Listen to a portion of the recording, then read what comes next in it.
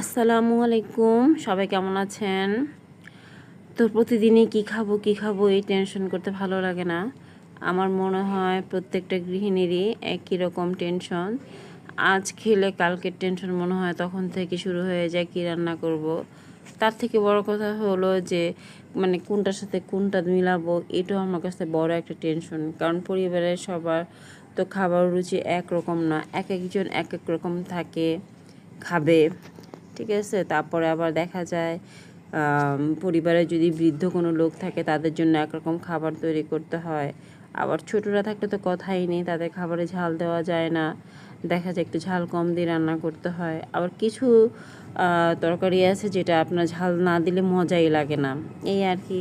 তো সব কিছু ভেবে চিন্তে মাথায় রেখে আর কি রান্না করতে হয়। তো আমিও তাই করতেছি। আজকে পাবদা মাছ রান্না করব, পটল দিয়ে আলু দিয়ে রান্না করব। তো আর কি রান্না করব, আর আরেকটা করব, সেটা হলো লোটে মাছ করব। লোটে মাছ ভুনাটা কিন্তু আপনারা খান কিনা আমি জানি না, আমার লোটে মাছ খেতে ভীষণ ভালো লাগে। তো লোটে মাছটা বেশ ভালোভাবে ভুনা করে নিচ্ছি আমি, মাখা মাখা করে পরে আলু দিয়ে বেশ চটচটি করে নিতে হবে। আগে লোটে মাছটা খুব নরম, তো দেখা যায় যে এই মাছটা খুব বেশি নাড়াচাড়া করা যায় না। কোনো রকম ভুনো করে আলুটা আমি আগেই করে নিয়েছি, তারপর আমি মাছটা দিয়ে নিয়েছি। তাহলে মানে মাছটা একটু শক্ত শক্ত থাকে আর কি। তো খেতে ভালোই লাগে, আপনারা বাসায় এটা করে খাবেন, ট্রাই করবেন। আমার কাছে ভালোই লাগে ওভাবে করলে। আর ধনেপাতা না দিলে ভালো লাগে না, ধনেপাতা দিলে মানে লোটে মাছটা খেতে ভালো লাগে, যেহেতু এটা সামুদ্রিক একটা মাছ।